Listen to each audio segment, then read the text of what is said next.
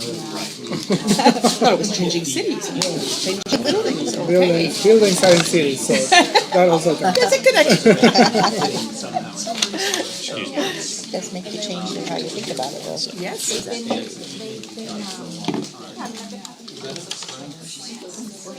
When I was early, in my undergraduate degree, when I was deciding between architecture, the urban design program in UNAM was really advertising, very important kind of program of the future. All the graduates were grabbing jobs right away, and really advertising for them. So they were kind of convincing. So I was considering to do urban design. So I was very fortunate to, they did an internal competition, and I was one of the awards, top very early. And then I was with this architect Carlos Mijares, a very prolific but also recognized architect in Mexico with a strong reputation. So he was part of the jury, and part of the award was to have a week of studio with him, developing the project. And then our conversations, I said, I'm not completely sure what I'm going to do. I'm deciding between architecture, or perhaps I switch to the urban design program. And he's like, well, think about it. Buildings makes city. But you start with the building. Exactly. Yeah. So every time you make a building, you are making city. Yes. And I was like, right. Okay. I think I want to stay in architecture. It's the sum of the parts. Yes, the sum of the parts. That's correct. Exactly. And that it didn't take too much to convince me that stay in architecture. So, so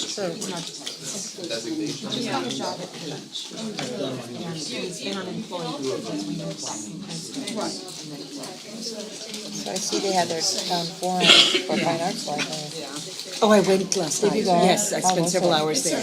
Well, it was a pretty irate audience. And Lorraine was big, yes. Must have been 200 people there, maybe more. I didn't count. So the panel was Lorraine, Douglas Dempster, a couple of faculty, many faculty. Well, I think I was the only person in the School of Architecture. Art historians, musicologists, students, just dozens and dozens, really several hundred students, and it was pretty intense. And I think Lorraine and Dempster conducted themselves very well. I mean, insofar as they could, given the real onslaught. But it's a big issue, and we'll be very interested to see how this task force is developed. Clearly, Sarah. Most of the audience, except for very few, is very unhappy with what has happened to the library. We're talking about Chesney Such a community. Dempster was giving statistics of how the fifth floor is used, and I spend an hour going through the whole building again. It's just great. So get folks really wanting to see things. And the students pointed out, well, there's no internet on the fifth floor. That's why we can't look books up in files. Yeah. And Lorraine said, we didn't realize that. We thought it had been repaired. Nobody had told me recently. So there's just a lot of things that aren't working, and it's really basically Changing the long periods from undergrads now to a full semester. Which means a lot of the books on the shelf are going to go out. Welcome, everyone. This is the last forum for this semester. So there's now going to be like a wrap. It's going to be all the way till January before we can do this again. It's my great pleasure to introduce Michael Holleran. I have two bios here. I have a long one, but not long enough, and a short one, and he's prevailed on me to do the short one.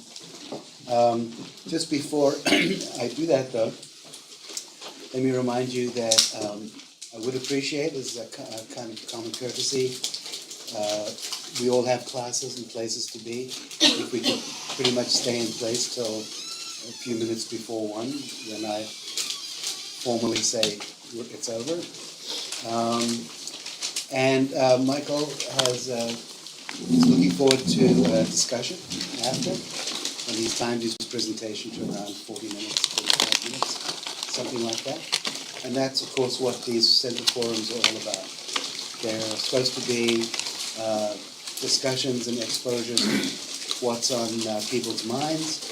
They are not pre-packaged, and they're supposed to be somewhat open-ended. And I'm getting the feeling that's exactly what Michael is. Wide open.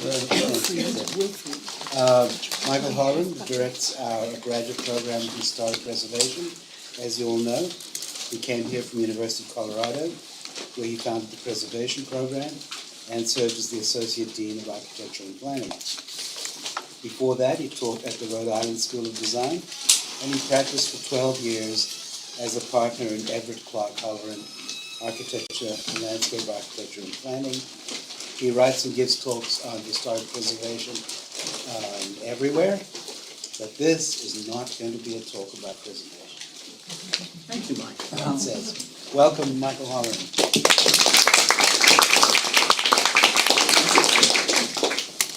Thank you.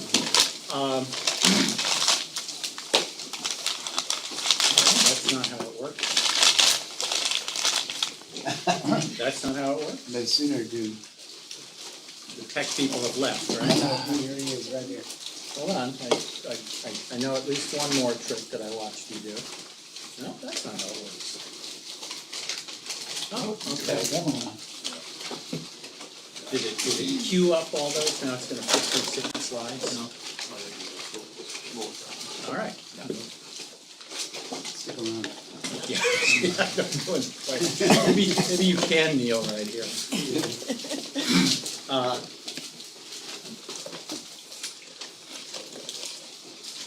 I needed to start somewhere with figuring out how I came to this topic. So the start that I picked takes us back to about 2000. Some of you may be familiar with the Architecture 2030 challenge that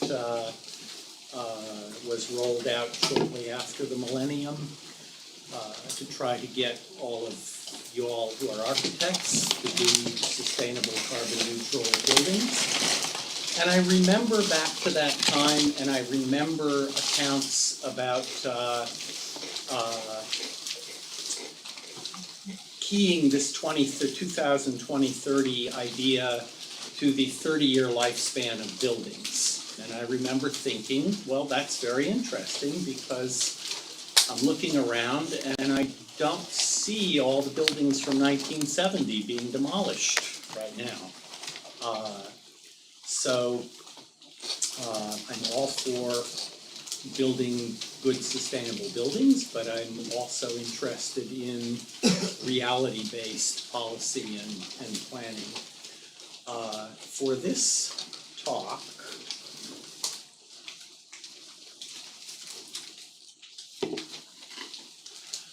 I went back to some of that stuff from Architecture 2030, and I was glad to see that whatever coverage I was reading talking about 30-year lifespan for buildings, the stuff that was actually coming out of 2030 was much more intelligently based, talked about the actually talked about the importance of this challenge precisely because buildings are durable and long-lasting, and sketched out this scheme of where the 30-year lifespan, 30-year horizon came from. The idea that in that time, 75% of the buildings at the end of that span would be either new construction or would be the product of building activity during that time. I don't know if that's true. I would note that when this was published in 2005, by their criteria, this building that we're in would have an effective lifetime of 25 years because it had been redone for the architecture school to take it over in 1980. So for those of you viewing from Kazakhstan, we are in Battle Hall, Cass Gilbert, 1910.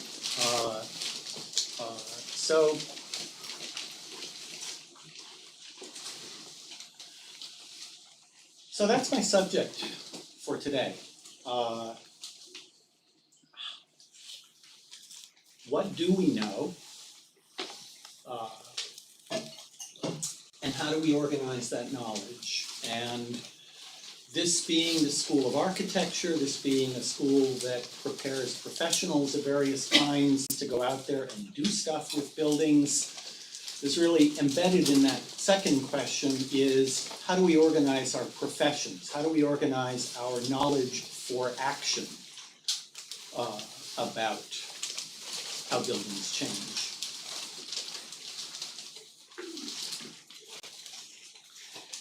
If you're interested in this topic at all, there is one book. There's one book that I see that many of you have read, and if you haven't, go find it.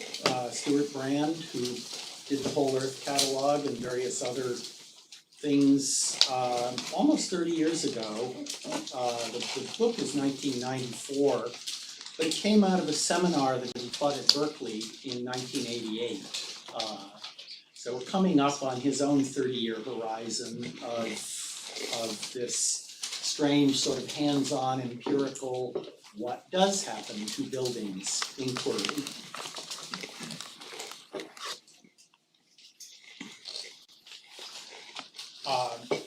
I'm apparently not the only one curious about this question. This is just a sampling of books that have come out in the last 3 years, dealing with various aspects of it.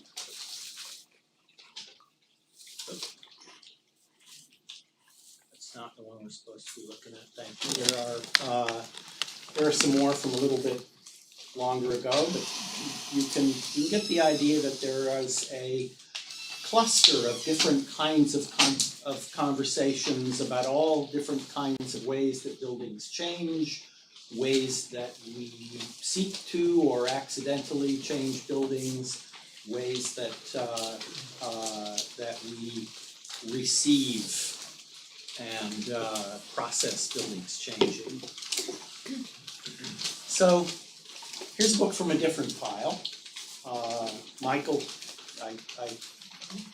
Michael told you, and as I've told the students in my seminar this semester, this is not an historic preservation talk, not an historic preservation course, but it turns out that that concept of not historic preservation provides, for me at least, an interesting place to start this inquiry. What does it mean to be not historic preservation? Jim Fitch's book Jim Fitch started the first graduate historic preservation program at Columbia. The late Jim Fitch, his book is probably still the standard source on theory. So what does he say historic preservation is?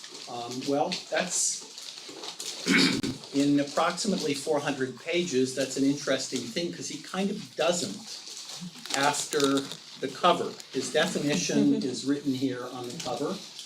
By the way, if any of you, I'm going to try the laser pointer, any of you get a book designer who hyphenates one word of your subtitle, my advice is fire the book designer. But anyway, here on the cover, curatorial management of the built environment, that is apparently what historic preservation is, and when we open it up and get into the 400 pages of text, that's the last we're going to hear about the question.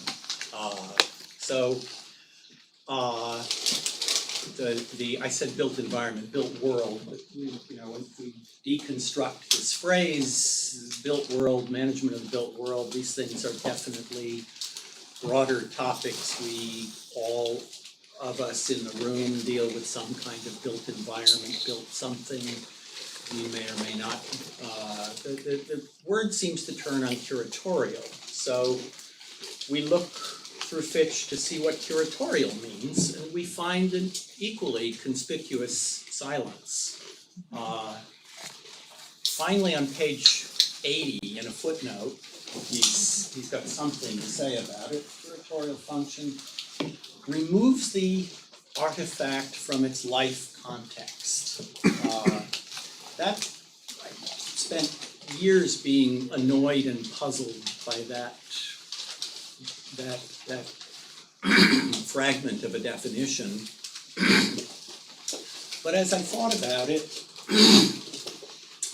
I realized that, and it obviously doesn't mean like for a museum collection, like for an archive, that we're going to take taking all the buildings and putting them in a building zoo is mostly not the approved way to do this. So buildings belong in their context. But if we understand it broadly, the life context as being all of those forces, all of those processes that ordinarily have their way with the built world, then okay, I can see that a unifying idea of what preservationists do is to somehow take things out of that set of forces and processes and put them instead in one that is curatorial, whatever that means. I'll say one more thing here. So that's my subject for today. What is the life context when we are not being preservationists, when we are not being normative to say this is what should happen, therefore let's reach in and change stuff around so that that thing that should happen, that thing happens. When preservationists are not in the room, what does happen? And that, for the seminar this semester, is one of the things that I started our students off on, is this is not normative, this is not a should, this is let's just figure out what happens. One more thing I want to say by way of introduction to what is the topic, and then I'll begin the conclusion. Is that I specifically wanted to look at buildings, not landscapes, not urban fabric, not urban planning, all of these things are interesting to me, but landscape, urban fabric, these fields understand that there's stuff. Landscape historians, landscape preservationists, landscape anybody knows that landscapes change. These are fields that have one way or another absorbed and found a way to deal with change, and buildings seem to be a different subject where, yes, they change, yes, that's not a surprise, but it's not baked into the paradigms for how we deal with them. Oops. By the end of this presentation, I'm going to figure out the button so I can be a consultant for the next one in January. So pull up a couple of those titles just to talk. It's very difficult to generalize at all about this very, very broad subject of discourse, but time is short, so I'm going to generalize. What I found is that architects are actually having a conversation most of the time that's not unlike the conversation preservationists are having. They're not saying the same things, but they're also focused on the extraordinary. Their architects tend to be focused on the extraordinary, on taking things out of ordinary forces, ordinary situations for various reasons. Sometimes that is with respect to where Where that overlaps with and merges with preservation is in the relatively fewer cases for architects where the prior building that they see, the prior designer whom they see, is one for whom they have great reverence. A good example, probably the only general example, would be the number of restorations that have recently been done of Lu Kan's works. Much more prevalent in the conversation is this word transformation.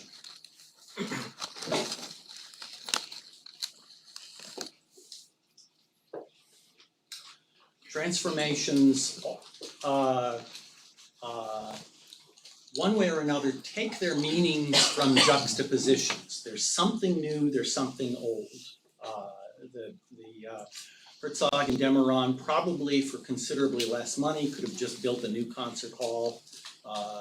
The old building that was there, I haven't heard any compelling reasons, but maybe I don't know them, why it had to be saved. Having that old thing and this new thing is what they did, is the transformation, and that thing as a whole is the work.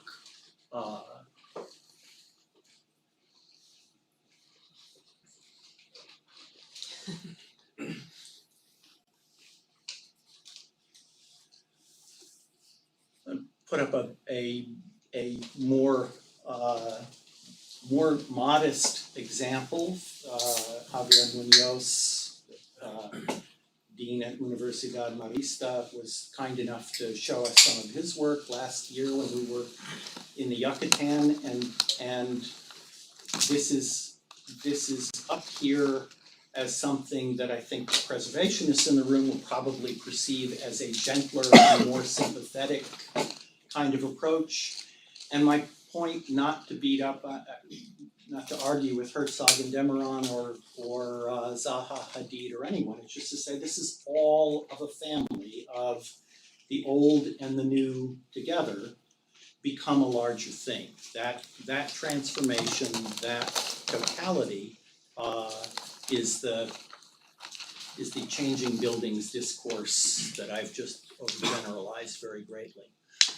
I want to proceed from self-conscious architecture, iconic architecture, architecture that architects in the room, I believe, are probably likely to look at as things to learn from, in descending order through things that you're less likely to look at that way, things that show less intentionality and eventually down to no human agency at all. So in the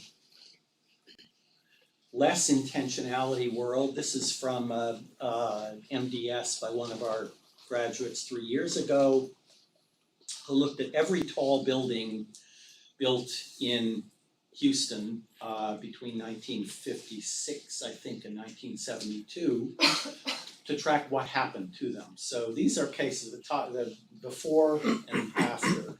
These are cases where I can pretty confidently say there was an architect stamp on every one of them, and I can pretty confidently say that you have not studied these cases in any architecture class.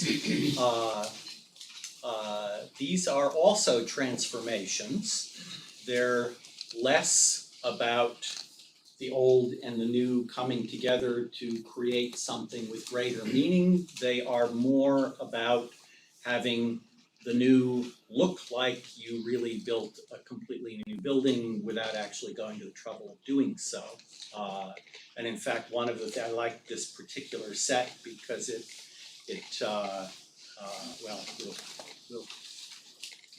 we'll come back to Irma if we want to. Here's another piece of student work on another kind of population of buildings. All of the former gas stations in Austin and what happened to them, and the example here is probably at the relatively high end of design intentionality, and you can collect your own around the around the city. We get gradually to kinds of building change that involve little or no architectural intentionality. And this brings us to one of those questions about how do we organize our knowledge. As Stuart Brand points out, whatever's going on here isn't something that architects or architectural historians study. It will be, perhaps, if somebody gets the opportunity to go in and do something, affect some transformation on the building. But meanwhile, we're in a world where the organization of knowledge is by real estate professionals, housing, this one is commercial, but housing professionals, housing planners, facilities managers. These are the troglodytes of the built environment academic world. We don't have them in our school. They're not they're not the high rent kind of knowledge that we like to spend our time talking about, but they're the only groups of people who actually look at all the buildings. I'll take that back. They're not the only groups of people. They're also here within the school, and I'm looking at some of you. We have cultural landscape studies, we have vernacular architecture, we have branches not of action-oriented, but of academically oriented scholarly study that more or less take all buildings as their grist. And all of the things that happen to them.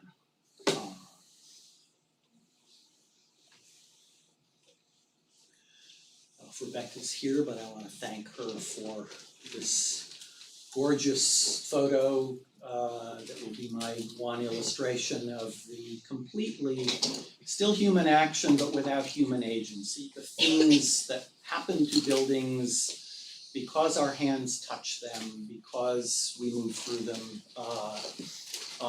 but that we either can culturally appropriate as patina, or that we can respond to as defects, but they are simply the things that happen to these large objects that we keep interacting with. And then we get to the kinds of things that happen to buildings that we don't really culturally assimilate. We call them emergency, we call them disaster, we do a defective kind of job of trying to prepare for them, we do a hectic kind of job of trying to respond to them. They are all defects. They are all things that weren't supposed to happen. We know some of them will. I'll come back to designers and designers' interaction with buildings.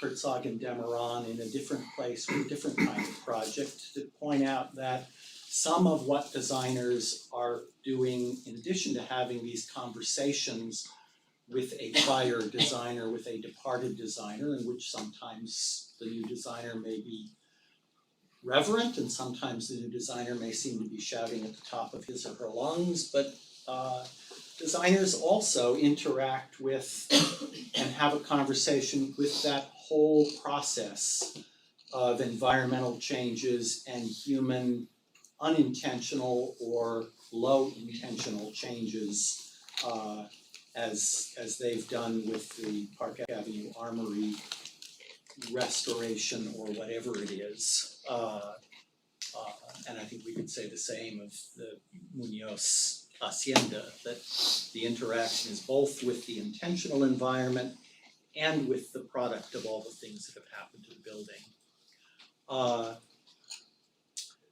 So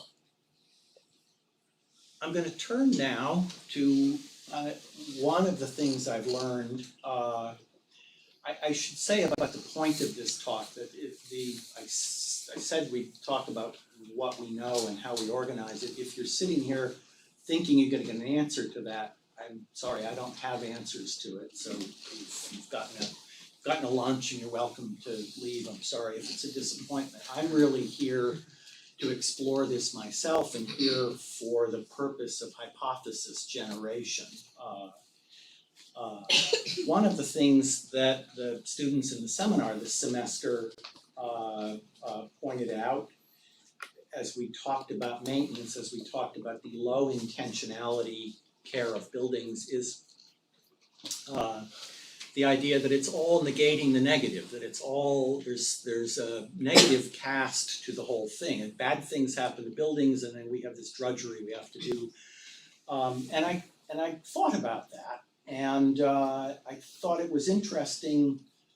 If we go back to landscape, we have the idea in gardening of what is essentially maintenance as a life affirming, as a source of joy. The image that I have up here, I got by Googling gardening plus joy images, and this is the first one that came up. If you Google building maintenance plus joy, you don't get one like this. You get a lot of people who will take your money to do some drudgery thing on the building. Do we have such a concept?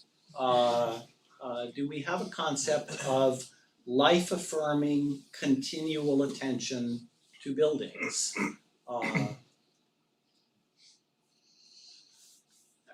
That's a, sorry, hypothesis generation. I don't have much of an answer. This is the annual replastering of the, that is cutting off on your screen too, sorry. Of the San Francisco de Assis Church in Rancho de Taos. Few examples that I can come up with, that would be one. I'm going to change to, so we've walked from highly intentional starchitecture down through completely unintentional and how these ranges of changes are received. I'm going to switch to a different kind of subject having to do with rate of change. This is probably the most famous diagram in Stuart Brand's How Buildings Learn, in which he talks about the different rates of change in different systems of buildings. We design buildings to move. Moving buildings are a thing. We move buildings.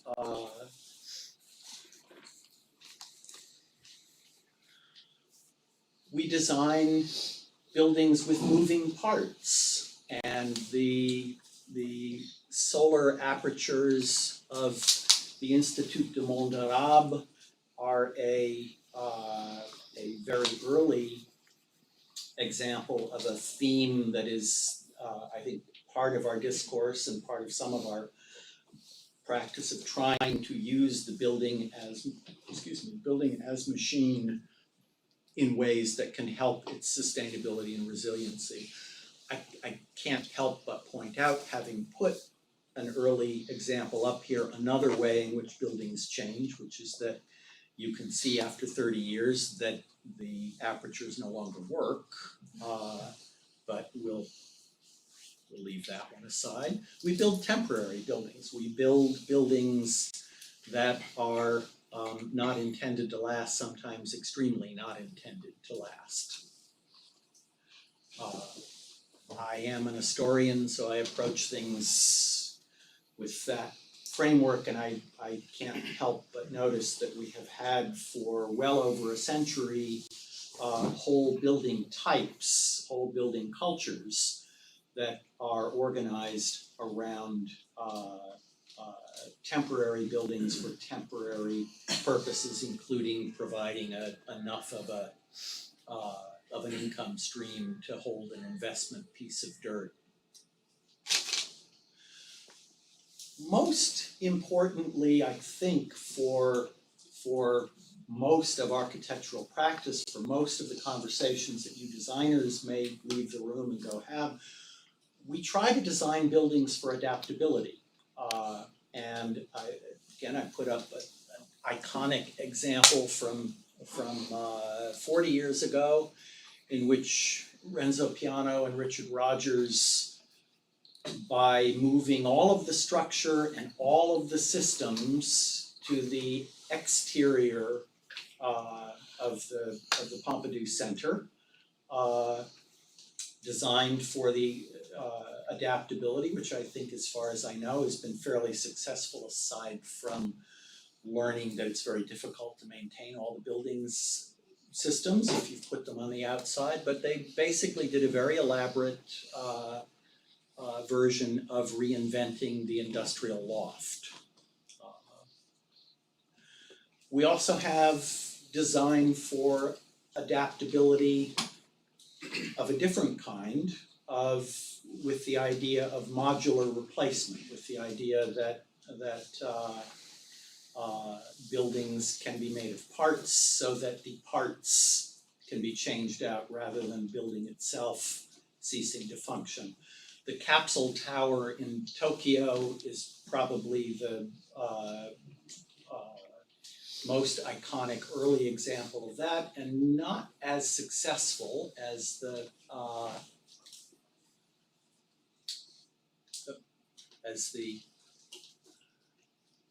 Beaubourg, because Kurokawa designed this stock with pods stuck onto it without ever designing or creating a system by which anyone else would ever make a pod that could be replaced. So the idea that you can unplug and plug in your living space is okay in concept, but never has a pod been unplugged, never has a pod been replaced, and the adaptability remains entirely rhetorical. Turn to another less sexy but much more seriously conceived effort, also from quite some time ago, and this is from a dissertation by Josh Lee, who graduated here a year ago. This is the School Construction Systems Development, SCSD project, which during the early 1960s sought to address the adaptability of K-12 schools, which were being built at a tremendous rate with need both to grow the amount of them, but also at a time of great change in pedagogy and great changes in the needs within particular schools. So there was a very, very high churn rate of changes in the buildings. And the idea here, unlike the capsule tower, was to create a modular system that was based in the industrial production of structure and systems, partitions and lighting and HVAC, and actually specifically did not try to make an exterior shell of buildings. This was a national and international system. Architects could design the shells. Meanwhile, the guts were going to be something that you could order up out of a catalog and get them to fit together. And most importantly, they would all be demountable in ways that when you figured out that next year you need 3 classes of 20 instead of 2 classes of 30, it would be 2 days' work to unbolt everything, to put it all back together. Short version of Josh's, so Josh did a 50 years later assessment of this after the initial assessments done in the 60s. And the short version is it didn't work. It's the long version is interesting, and I'm not going to give it to you, but the long version is the buildings are mostly there, the buildings have changed, but almost without exception, not in the ways that the system was designed to do. It almost immediately fell apart, and it fell apart despite all of those efforts to look at the whole supply chain, the whole system. It fell apart primarily at the human end of the people in the schools and the school districts who didn't know what they could do, didn't know how to do it, and consequently continued doing stuff exactly the way they had done before, ripping out these modular things and installing new sheetrock so another observation about moving from intentionality down to the mute, unintentional kinds of change are that we also know how to build adaptable space. We do it millions and billions of square feet at a time. In the retail world, it's called a vanilla shell. It's just not sexy. One more thing that I want to mention on the subject of designing for adaptability is a thing that we don't talk about much, but which is that sometimes designers design to prevent adaptability, to foil the wishes of the ornery user who wants to do things. The Mises Seagram building, he set the blinds so that they only could be all the way open, all the way shut, or half and half. That was his concession to user wishes, so that there would be a pleasing geometry of the facade. And the only reason that that one is up here is that it's actually documented and it's actually what it's for, and damn it, there it is. I think that that impulse probably is out there. Not everybody is Mies, and not everybody, having gotten away with it, wants to admit it. Again, much more common version of that. Yeah, there we go. Crime prevention through environmental design. You see the user wishes about where to put seats and tables. Just in case those wishes involve any mischief, we've bolted it down. Okay, last subject, appropriately enough. I had to put this up here. I did not make this up.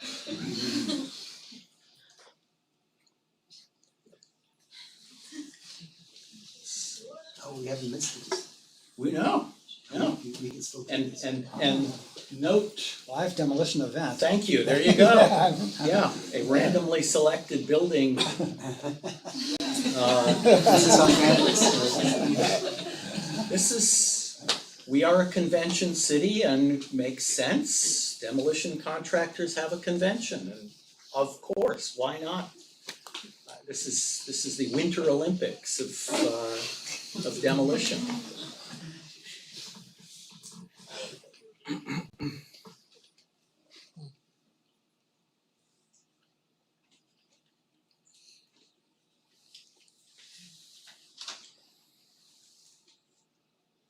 Only in Las Vegas, not only in Las Vegas, but especially in Las Vegas, is demolition culturally received and celebrated. Again, moving around to sustainability, we have alternate ideas of how the life cycle of buildings, meaning the life cycle of materials in buildings, should cycle in industrial ecology. I want to finish on one case, and it's the case that Abramson starts with and focuses on in his history of obsolescence. And it's a case that brings me back to that question of where did this idea of the 30-year lifespan of buildings come from? Are we looking around at all of the buildings from 1987 coming down now? The Gillander building on Wall Street in New York. This is a demolition photo of it beginning to be dismantled at age 13 in 1910. And this excited a fair amount of commentary, quite a lot of commentary about the idea that this building that was perfectly good, worked very well, no one had any complaints about it, and yet it was coming down, only 13 years old. And out of this longer history, not my subject, read Abramson's book, came the real estate idea, which then, to the great joy of the real estate industry, was baked into the depreciation schedules of the income tax of buildings lasting 30 years. And there was empirical study of office buildings in Lower Manhattan and Chicago that in fact demonstrated that they had a very short lifetime, which the thing about looking at elevator office buildings in the first 2 decades of the 20th century as a way to learn about what is the lifetime of a building is it's as if in the first 2 decades of our century you looked at mobile phones as the way to figure out what is the lifetime of household objects. Like, this is the place where the churn is fastest. This is the place where change is greatest. And Abramson doesn't continue the story, but the story is that the building that replaced, so sorry about the cut off screen, the building that replaced the Gillender building in 1912, the Bankers Trust Tower, stands today. It stands today as a New York City landmark, but this is not a preservation talk. That's not the point of the story, because that didn't happen until 1997. The point of the story is that this building stood for 85 years on its own, out in the forces of change without coming to any harm, lasting long enough to get some curatorial attention so that it continues not to come to harm. So I will wrap with a couple of thoughts, and then I really am more interested in yours. One of them is just this one, that our processing professionally and to some extent our academically of change in buildings tends to focus most on the most rapid change, on the most rapid innovation, on the newest unfamiliar thing that's happening. And to a certain degree, there's a great logic to that. Whatever is new and unfamiliar and rapid is the thing we most need to deal with, or may be the thing we most need to deal with. But this can warp our attention first if we fetishize the new and rapidly changing, which we kind of like to do.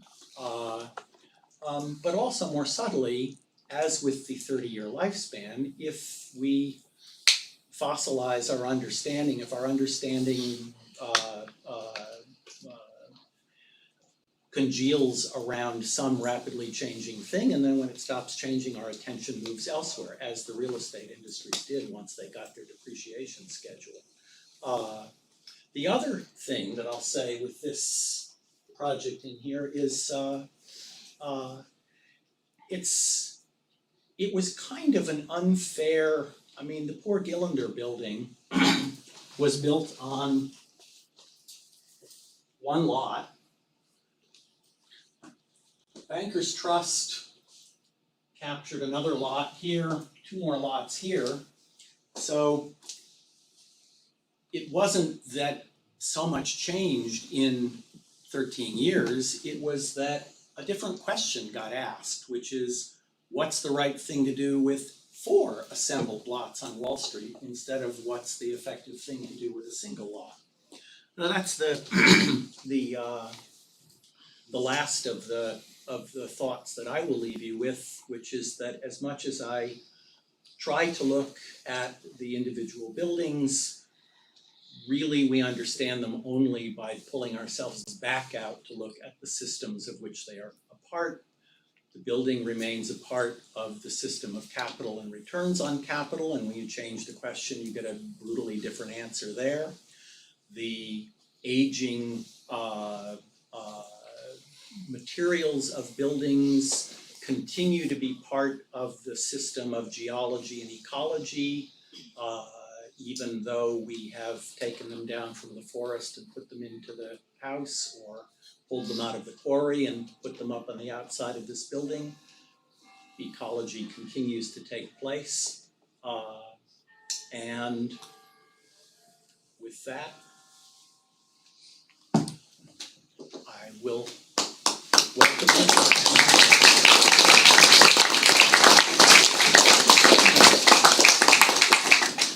Well, the floor is open for 15 minutes of questions and discussion, starting with anyone.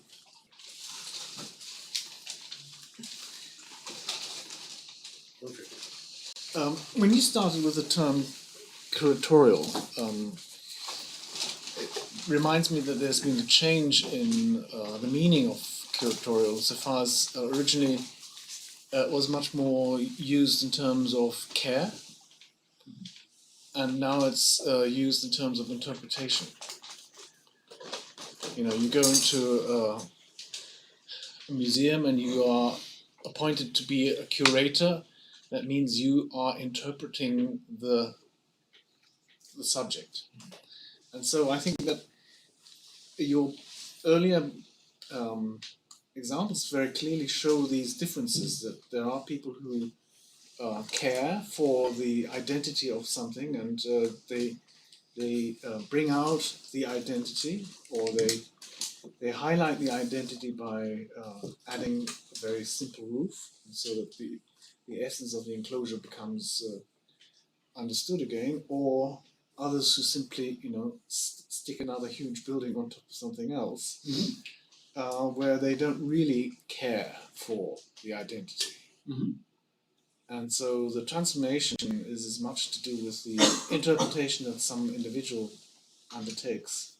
And the term curatorship is completely different to, the meaning is different to what James Marston Fitch originally intended, I think, I would presume. Thank you. I'm processing, and I like the idea that Zaha Hadid did a giant shiny plaque helping us re-understand the courthouse.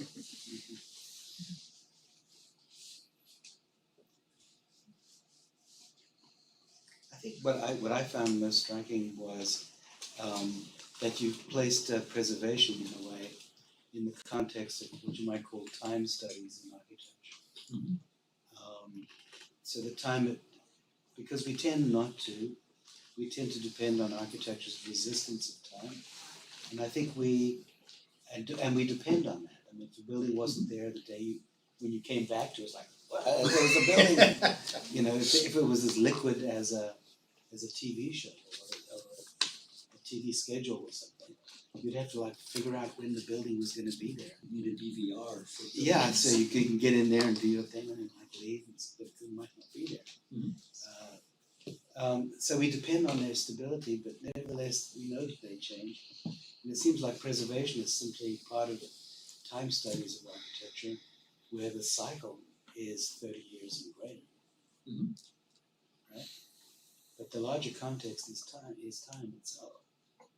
Time, entropy, chance, occupation. chance and not chance. Yeah, That's, yeah. Mhm. So I was thinking of Gideon's space-time and architecture. You could have added preservation in there somewhere. Yeah, well, that's. I don't think Gideon had preservation as a topic. No, I don't think that was high on his list, but I think the idea of time studies in architecture, the other word in Fitch's definition that I didn't focus on, but is management. Mm-hmm. And I sort of glossed over the fact that I think we all think of ourselves as having something to do with managing the built world, when in fact what most of our professions do is producing the built world. Mhm. Even history, And then we walk away. even in conceptually we do, even a great deal of the history that we do is the history of the production, and preservation architecture shows up as a reproduction, as do these other architectural transformations. But There was a wonderful article by an author named Serge Bouterline. Came out in a he self-destructed after this article. But he It's a model for us all. but he came up with the idea of environmental management as a profession. He said places not only need to be built, they actually need to be managed throughout their lifetime by someone associated with the architecture profession. And he cited event managers, wedding arrangers, facilities managers. He said in there's actually another whole profession, which is the continuous management of the use and maintenance of buildings as an art in its own right, which could include things like catering, decorating, and a whole lot more, because there's definitely like a hole there where there's no professional work. Is Michael winning any of you over to this new profession? I'll give you the article. Steady Pretty work. convincing. Yes, I thought that your comparison with gardening and joy was very apt and very fruitful, excuse the pun. I've always compared making gardens to playing music. That is, you have to replay and you have to replay and you do it again and again. And one of the definitions of landscape architecture that John Bringerhoff Jackson wrote years ago is landscape architecture is the speeding up or the slowing down of natural processes. So that notion of managing in time natural resources, and then this idea of management, the French use for landscape planning aménagement, and it was used already in the time of Henry IV around 1600. How do you manage the forests and the resources and so on? So I think that looking at different forms of time in parallel and other activities really bring out what you're saying very strongly. And so I appreciated that.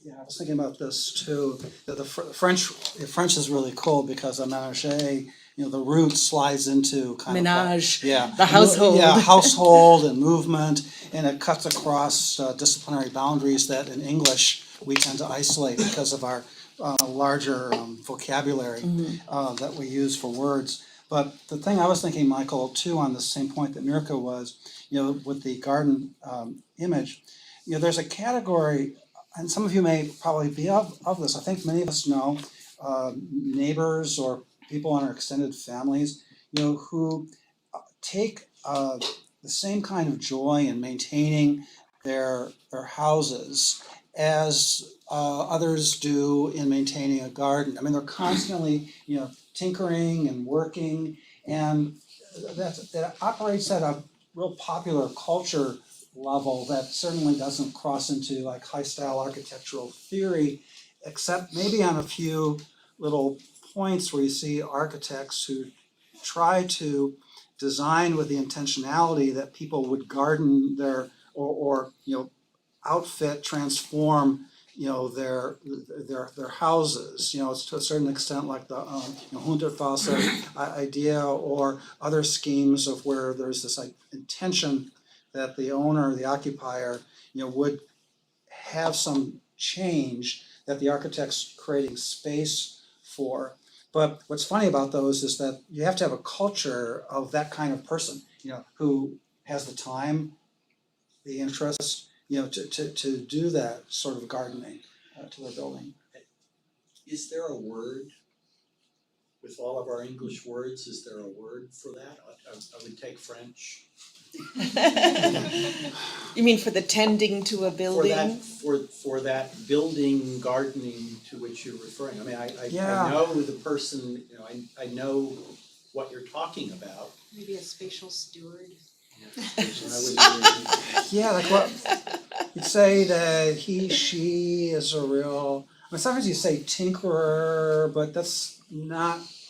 Seems like a smaller scale. Yeah, yeah. Well, there's a small industry. People call themselves renovation.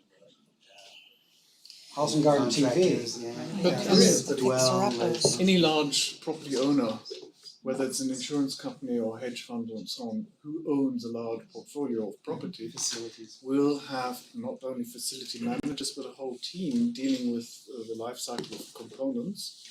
And and some of them even have taste. I mean, so they do things not just what the cheapest tile is, but how it fits in with that particular period.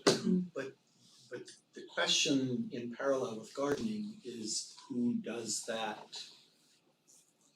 What kind of people? Finding it, not who does it for a living, but who thinks of it as innately satisfying. Yeah, Well, I think owners with a large portfolio of property who want to maintain the value of that portfolio will also spend time thinking about the design aspect. And so, you might not have come across them, but Couldn't they do afford those exist. apartments. They We need a do new exist. Michael- degree, we need a new degree plan here. Yeah. Can we go to students? Yes, oh, just for- absolutely, yes. I think you I was. was one. Yes, I am. Very young I'm in the professor. planning department. I thought like another kind of parallel that you could use that'd be kind of like gardening would be like the kind of the debates of the turn of the century or the difference of opinion between like John Muir and Gifford Pinchot in terms of like the use of a national park and the use of a national forest, and that this curatorial idea doesn't, like the national park idea is kind of hard to apply to buildings because like a natural environment kind of rejuvenates itself naturally, but you have to like physically maintain a building. And so the national forest idea of like a management and using it and changing it when it needs to be changed is like a very neat, like kind of a very like square peg in a square hole kind of thing for this. Thank you. I had a question about in the same way that we have topping out ceremonies for the sort of birth of buildings, do you ever wish for funeral services? Interesting that you should ask. Mirka is laughing because last weekend, I didn't end up putting it in here, but I was searching for one specific example that I knew of that was like that, which Mirka was able to find for me, of the Carnevale in the Mercato Vecchio, the former ghetto in Florence in the late 1880s, when it had been designated for urban renewal and was about to be all leveled. And there was a giant party to, not exactly an Irish wake, but it seems that there aren't a lot of examples that I can think of. And there are lots and lots of, topping out, groundbreaking, cornerstone laying, the setting of the keystone, and we've got, it's kind of, the life cycle of buildings is kind of like the pro-lifers version of the human life cycle. We're very, very interested in the gestation to birth, and after that, somebody else. Michael, there are many festivals around, blowing up high rises, social housing. When those things go, there are spectacle. Yes, there are, but just to, just to take the parallel here, what is that in human terms? That's not a funeral, that's a public hanging. That's that's the party at the lynching. It's an execution. Yeah, we don't wanna go there. Well, maybe the building being blown up didn't deserve to be there. Clearly, that Funded was, by rotten building. clearly that was the decision, and clearly there was there was an audience who didn't dispute it. In Germany, after reunification, there were plenty of buildings that were torn down by the East Germans, and that was celebrated by some people. Were the building, was there, the question which I take very seriously, by analogy with the human, a funeral is a person whom we've lost, or we're losing the person. It's not our choice. The example would be a preservation controversy that does not succeed. Right. And then we tend to get mad and walk away and stamp our feet rather than having some ritual to say, oops. The East Germans who were traumatized, who were very sad that the Palace of the Republic was torn down. be nice to sort of take that logic back to humans and have people objecting to people dying. Like having protests outside the How dare you do that? Maybe one more question. You know, these things go on after people leave. So one more question, and then I'll shut it down. Go ahead.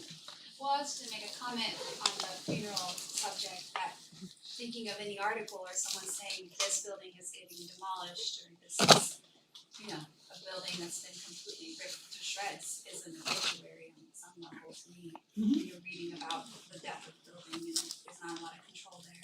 I mean, we could just continue that and create funerals. I love the direction this is going. Please stick around if you want to keep it up. Thank you, Michael. Thank you all.